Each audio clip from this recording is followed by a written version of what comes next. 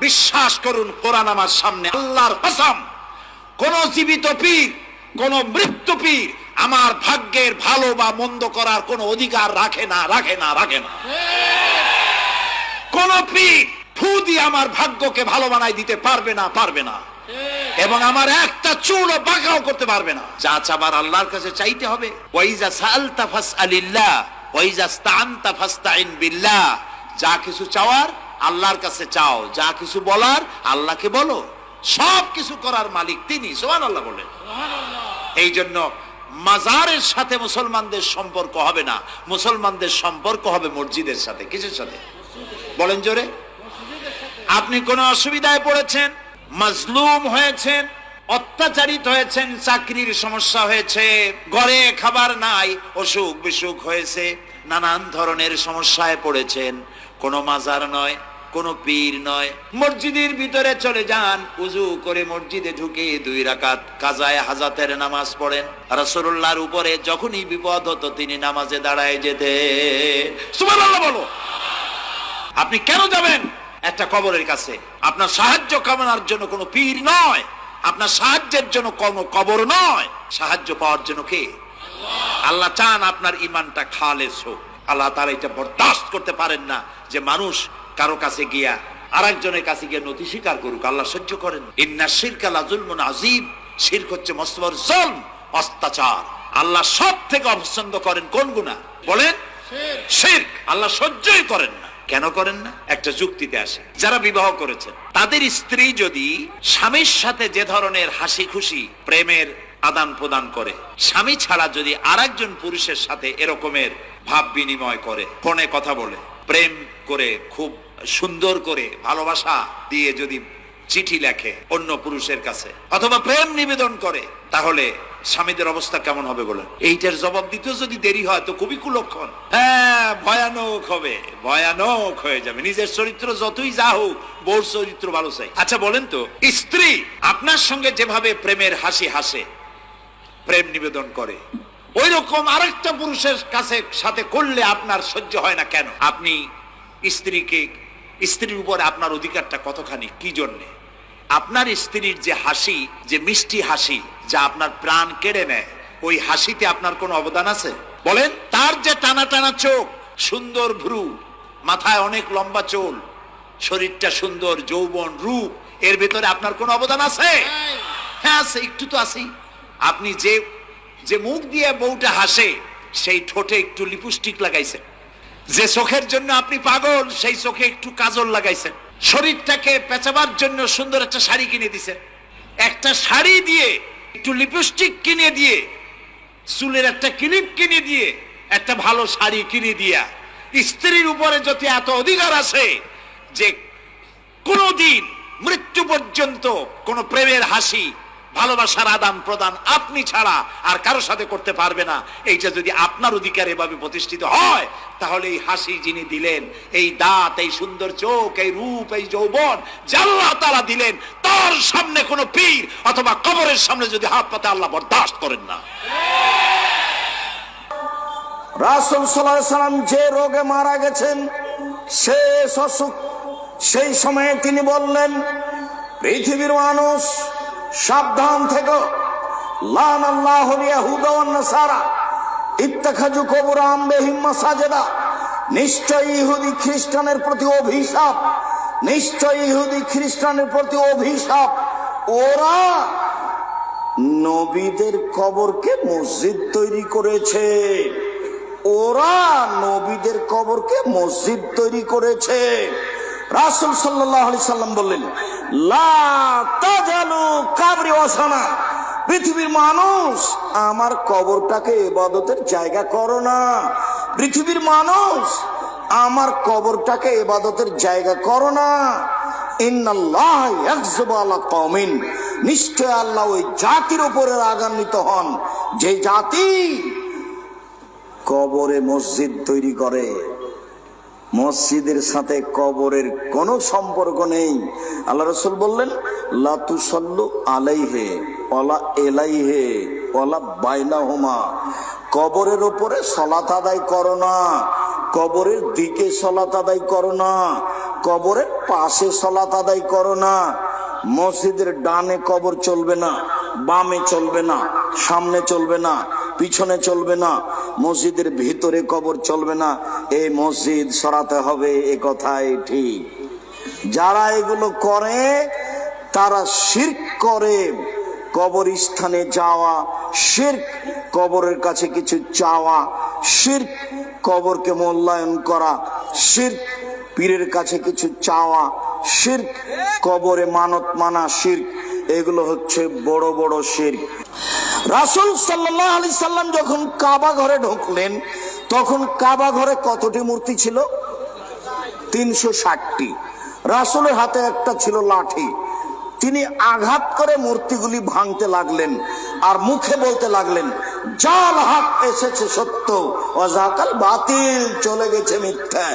ইন্নাল বাতিলা নিশ্চয় মিথ্যা, কানা জাহুকা চিরদিন মিথ্যা। এসেছে সত্য, চলে গেছে মিথ্যা, নিশ্চয় মিথ্যা, চিরদিন মিথ্যা। সব মূর্তিগুলিকে ভেঙে দিলেন। এবার আলোচনা করি শিরক কিভাবে হয়। এক, আল্লাহ রাসূল একটা লোকের হাতে দেখলেন তামার বালা। এই যে রাবার থাকে না, এখন ঘড়ি সিস্টেম বালা নেই, এরকম একটা তামার বালা দেখে বলছেন, মা হাজি এটা কি? তখন লোকটি বলছে, হাজি মিনাল না, আমার শরীরে দুর্বলতা আছে তো, আমার হাত ব্যথা করে তো, সেই জন্য আমি বালাটা দিয়েছি, তামার বালা।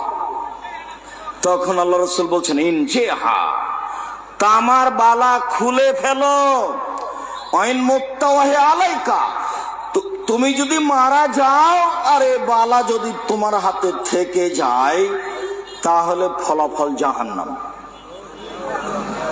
উপস্থিত পুরুষ নারী সবাইকেই বলছি, আপনার হাতে যদি রাবার বালা থাকে এখন, যদি সুতা বাঁধা থাকে এখন, ঘড়ি সিস্টেম বালা থাকে এখন, এখনই খুলে দিতে হবে।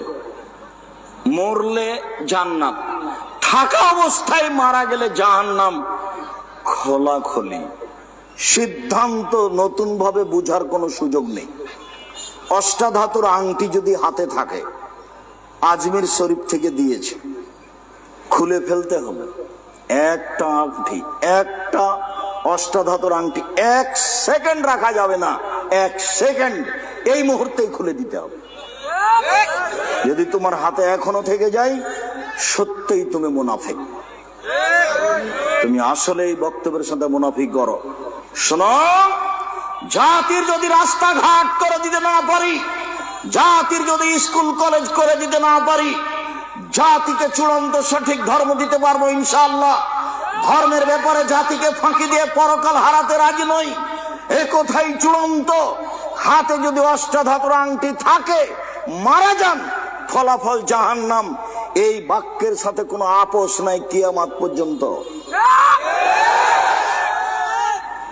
আব্দুল্লাহ ইবনে মাসউদ রাদিয়াল্লাহু তাআলা আনহু বলেন, রাসূল সাল্লাল্লাহু আলাইহি সাল্লাম বলেছেন, ইন্নার রুকা ওয়াত তামাইম ওয়াত তাওয়ালা শিরকুন, নিশ্চয় ঝাড়ফুঁক করা শিরক,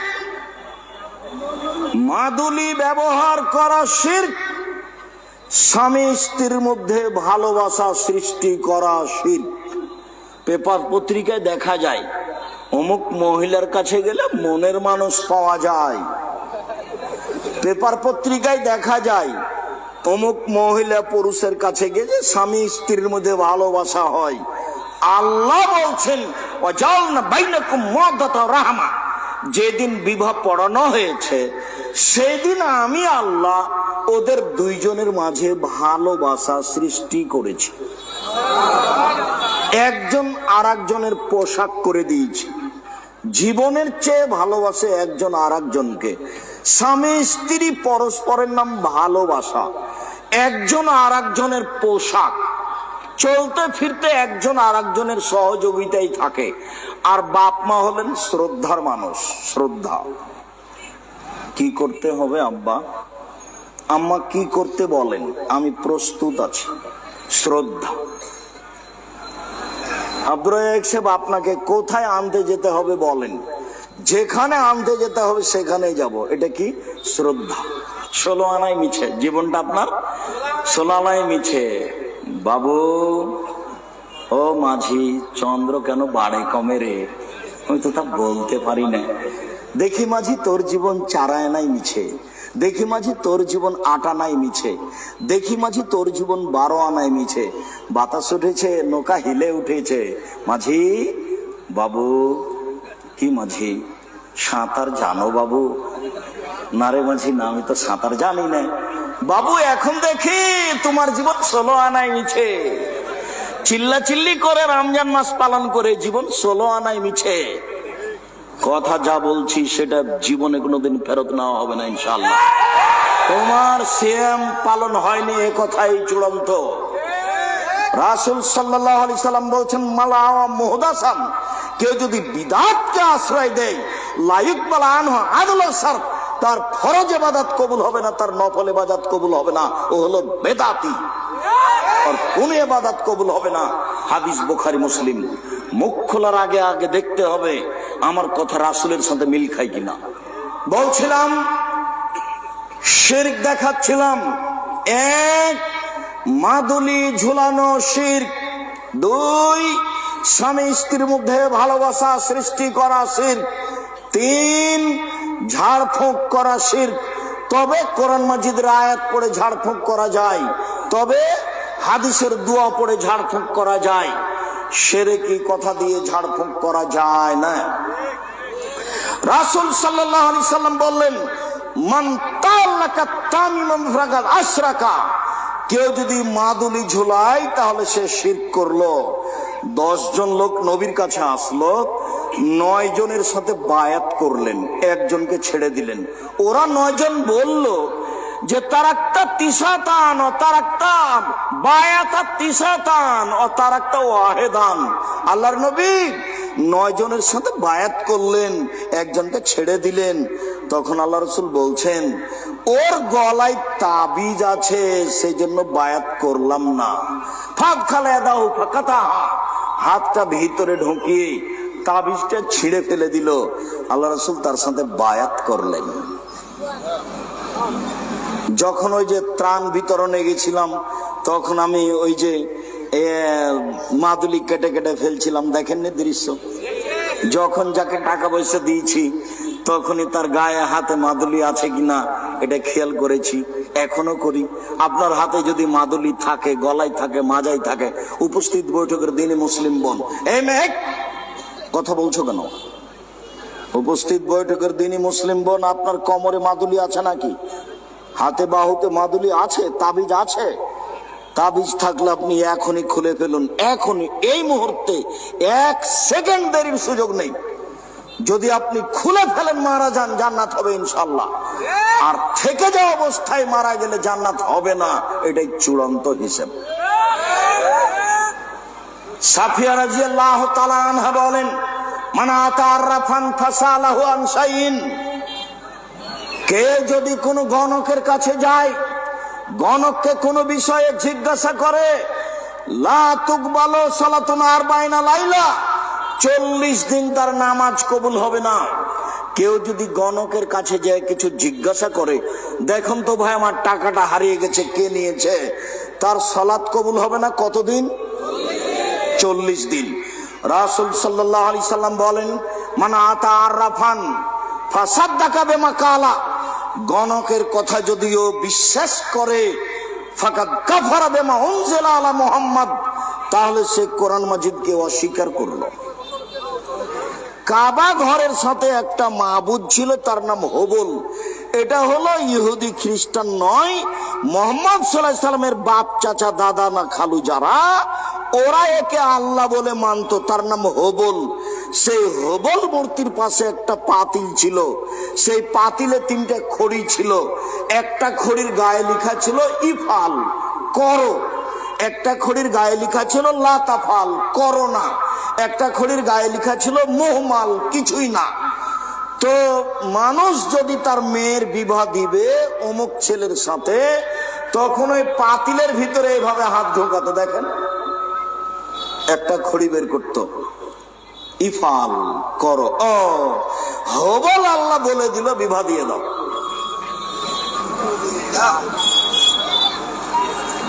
লা তাফাল, করো না। হবল আল্লাহ বলে দিল বিবাহ দিতে হবে না। এই বিশ্বাসে চলে আসছিল। বিশ্বাস, তারই নাম আকীদা, বিশ্বাস। মূর্তির সামনে কলা দেওয়া হয়েছে, জিলাপি দেওয়া হয়েছে, তারাও জানে যে খেতে পারবে না, তবুও করছে কেন? তার নাম বিশ্বাস, তার নাম আকীদা, তার নাম বিশ্বাস।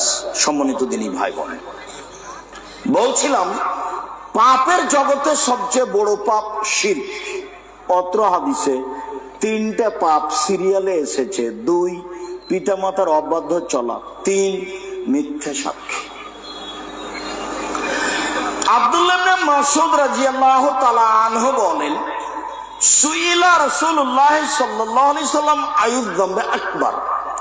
আল্লাহ রাসূলকে জিজ্ঞাসা করা হয়েছিল, আল্লাহ রাসূল সবচেয়ে বড় পাপ কোনটি? বলেন তো সবচেয়ে বড় পাপ কোনটি? তখন আল্লাহ রাসূল উত্তর শুরু করলেন, দেখেন, 1, আনতাদুল্লাহ নিদানহ খালাকাক, তোমাকে আল্লাহ সৃষ্টি করেছেন আর তুমি তার সাথে কাউকে শরীক করো, এইটা সবচেয়ে বড় পাপ। জামা কলা খেলে যমজ সন্তান হবে, এই কথা বললে আল্লাহ সমান করে দেওয়া হলো কলাকে, অথচ কলা তোমাকে সৃষ্টি করতে পারে না। সৃষ্টি করতে পারে কে? আল্লাহ। আপনার মা কুলাতে চাউল ঝাড়ছিল, আপনার ছেলেটা দড়িয়ে কুলার উপরে চড়ে নিয়েছে, তা আপনার মা বলছে, হট, কুলাতে পা দিতে হয়, ঘিনঘিনা কুণ্ঠের গলাতে পা দিতে হয়।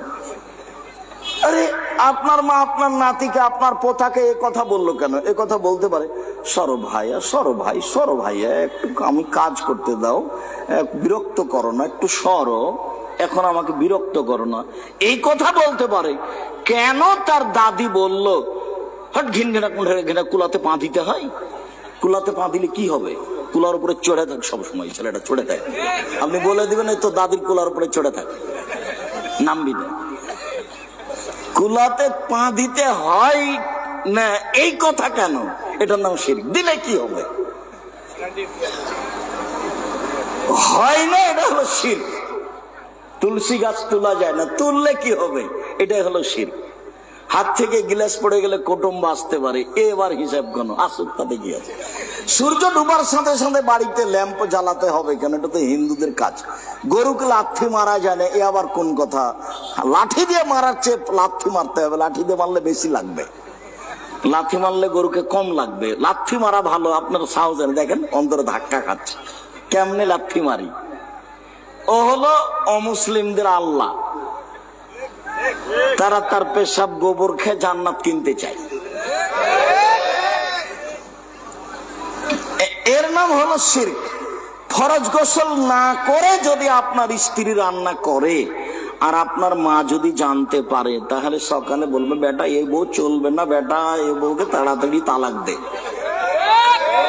গোসল করেনি, রান্না করছে, আচ্ছা গোসল করতে হবে, কিন্তু গোসল না করে রান্না করা যাবে না, এ কথা কোথা থেকে আসলো? গোসল না করে বেগুন গাছ থেকে বেগুন তোলা যাবে না, কোথা থেকে আসলো?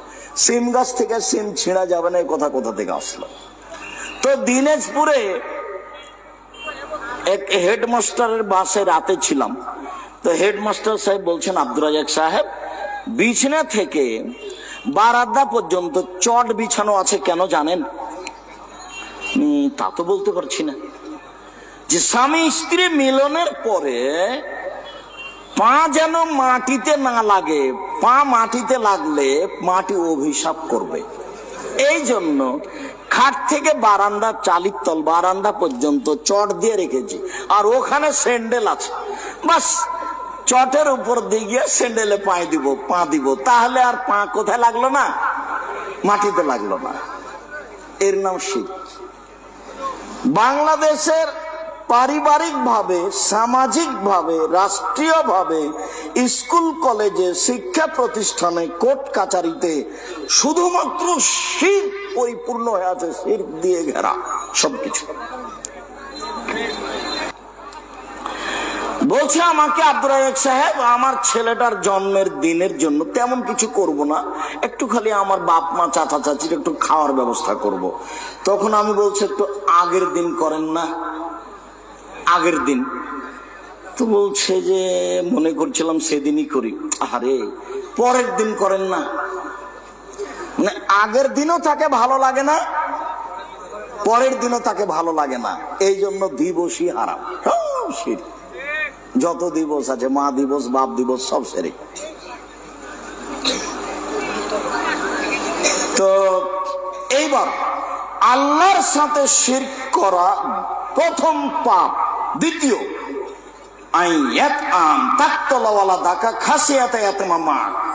খাদ্যের ভয়ে সন্তান হত্যা করো, এটা হলো দ্বিতীয় মহাপাপ।